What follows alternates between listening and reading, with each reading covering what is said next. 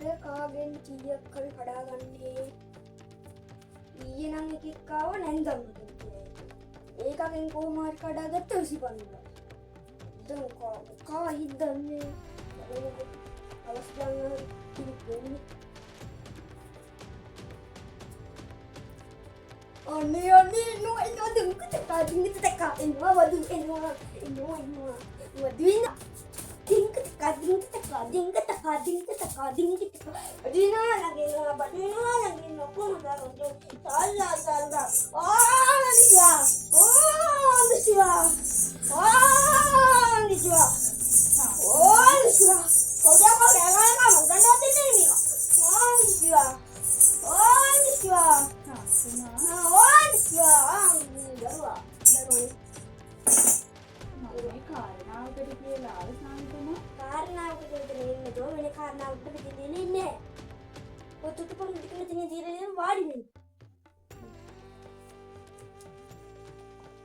නිජවා කාරණාව කිව්වනේ සාමිතුමා මේ මං කියන එක කාටවත් කියන්නේම නෑ නේද? කාටවත් කියන්නේ නෙවෙයි තියෙන්නේ වැඩකට උඩ නැතු කියන්නේ මේකයි අපි ගෙදරට එහා පැත්තේ ගෙදර ඇසිලින් අක්කා සාමිතුමාට කියන්න දැන් මාස 3ක් තිස්සේ මේ නිධානයක් පහළ වුණා වගේනේ ටිකට් එකක් ඇදිලා වගේ.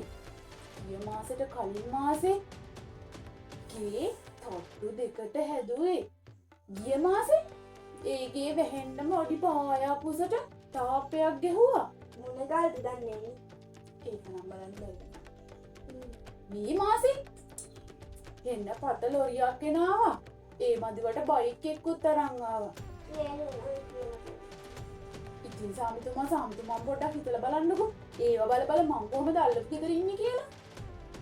මට මේ සාමිතුමාට මම කියන්නේ මේ අපි පොඩ්ඩක් දියුණු වෙනකම් ඒ මිනිස්සු පොඩ්ඩක් පල්ලෙහාට දාන්න මොකද ගුරුකමක් එහෙම නැද්ද? ඕවට තියෙන ගුරුකම් මං ගාවනේ. නෑ කිව්වට ඔව්. සාමිතුමාට කියන්න ඉතින් මට පුළුවන් ද අල්ලපු ගෙදර එනම් එච්චර දියුණු වෙනවා බලන් ඉන්න. අනේ මට නම් බෑ අප්පා මේක මහා ඉස්සරහද සාමිතුමා.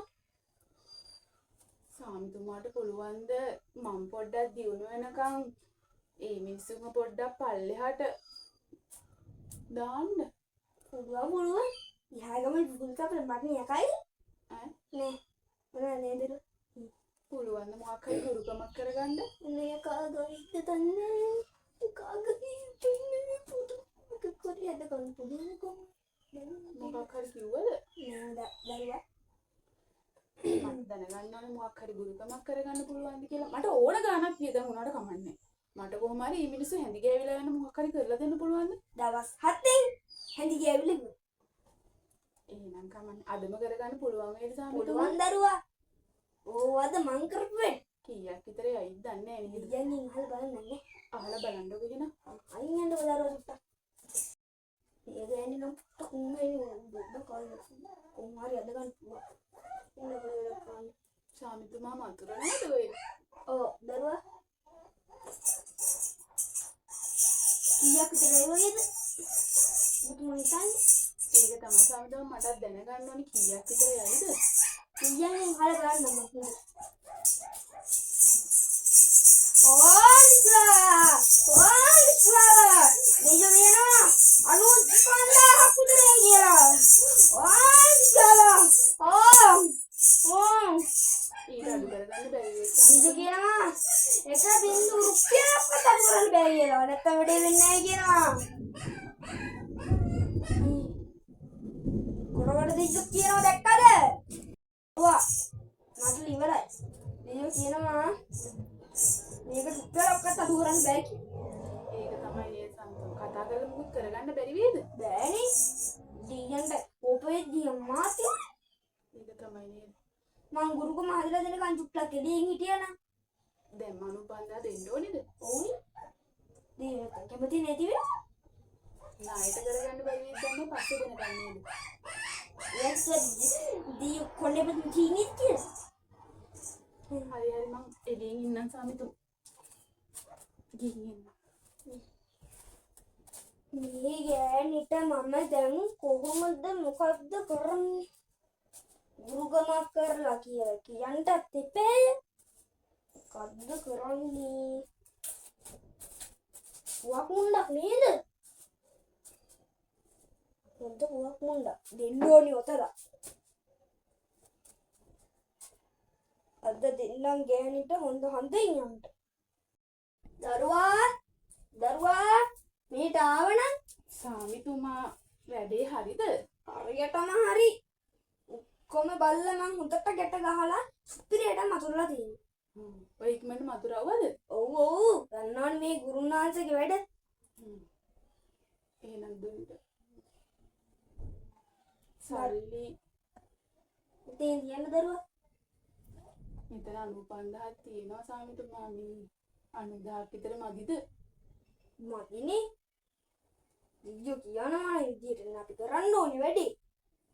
මේක දිහන් නැතුව ගෙදර ඇවිත්. ලිව්වොත් ඔයාලට පවුලම තමයි හැඳි ගවි යන්නේ ඈ. දිහන්ට නම් එපා. ඔය ඕක ගිහිල්ලා කොට්ටේ ඇස්ස තියාගන්න තමයි නිදියන. මගේ ඔව්. පස්සන වල යන්න ඈ. යකා ගහයි නැත්තම්. පිටිපස්ස බලන්නත් බෑ සාමිතුමා. ගෙදරම යන්න පිටිපස්ස බලන්න නැතුව. එහෙනම් අපි ගිහින් එන්න සාමිතුමා.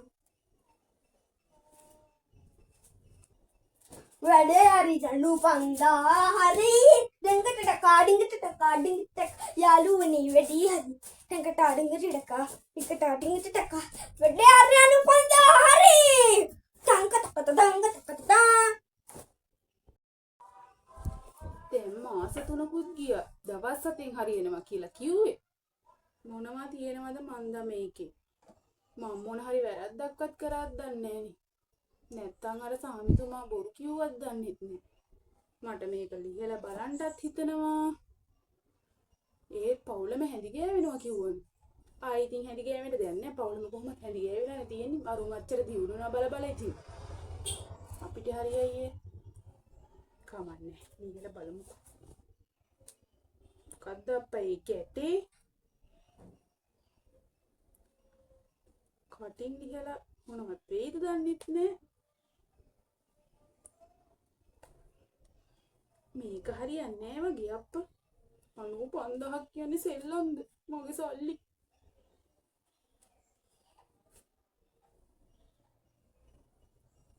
පුවක් ලෙල්ල. අයියෝ.